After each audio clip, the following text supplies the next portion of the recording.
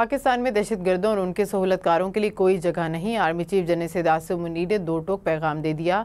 Corps commander conference سے خطاب میں آرمی چیف نے نیشنل ایکشن پلان کے تیز نفاذ کی ضرورت پر زور دیا۔ انہوں نے کہا کہ حکومتی ہدایت کے مطابق تمام ادارے پائیدار ہم آہنگی کو یقینی بنائیں۔ غیر قانونی سرگرمیاں دہشت گردوں کی مالی معاونت سے اندرونی طور پر جڑی ہوئی ہیں۔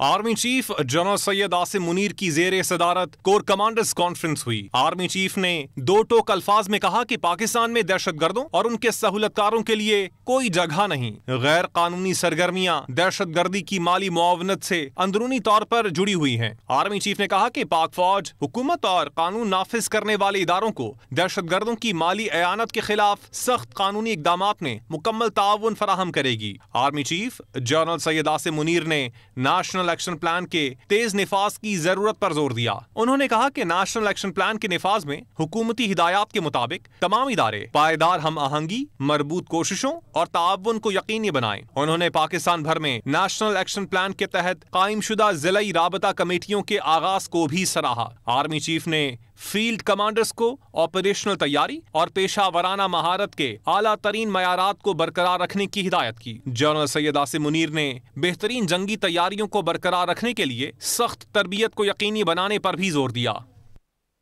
Army chief general Syed Asim Munir کی زیر صدارت کور کمانڈر کانفرنس میں علاقائی اور داخلی سلامتی کی صورتحال کا جائزہ لیا گیا۔ شرکا نے بلا تفریق دہشت گردی کو ختم کرنے کے عزم کا اعادہ کیا۔ کہا کہ پاکستان کو غیر مستحکم کرنے کی کوشش کرنے والے ملک دشمن عناصر اور سہولت کاروں سے ریاست پوری طاقت سے نمٹے گی۔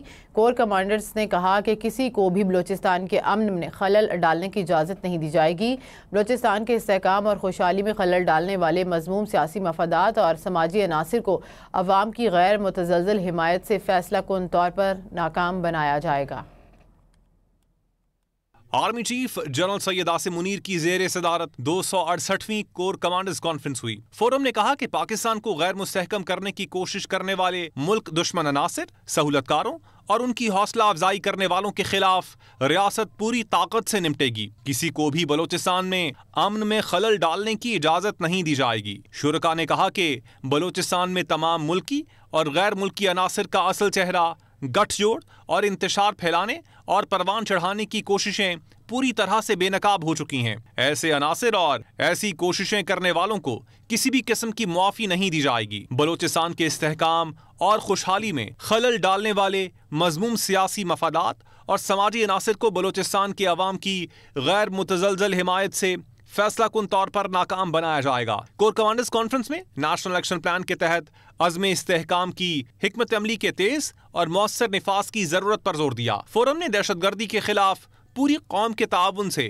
مشترکہ نقطہ نظر کی اہمیت کو بھی اجاگر کیا۔ کانفرنس کے شرکا نے اعادہ کیا کہ ریاستی ادارے آئین کے دائرے میں رہتے ہوئے قانون پر پوری استقامت سے عمل درآمد کریں گے۔ قانون کی عملداری میں کسی قسم کی نرمی اور کوتاہی نہیں برتی جائے گی۔ ISPR کے مطابق فورم کو خطے کی موجودہ صورتحال، قومی سلامتی کو درپیش چیلنجز اور بڑھتے ہوئے خطرات کے جواب میں پاکستان کی حکمت عملی کے بارے میں جامع بریفنگ دی گئی۔ کانفرنس میں علاقائی اور داخلی سلامتی کی صورتحال کا تفصیلی جائزہ لیا گیا۔ کور کمانڈرز نے ہر قیمت پر بلا تفریق دہشت گردی کو ختم کرنے کے عزم کا اعادہ کیا۔ کور کمانڈرز کانفرنس میں شہداء کے ایصال ثواب کے لیے فاتحہ خوانی کی گئی۔ شرکا نے مادر وطن کے امن و استحکام کے لیے پاک فوج کے شہداء، قانون نافذ کرنے والے اداروں اور شہریوں کی لازوال قربانیوں کو خراج عقیدت پیش کیا۔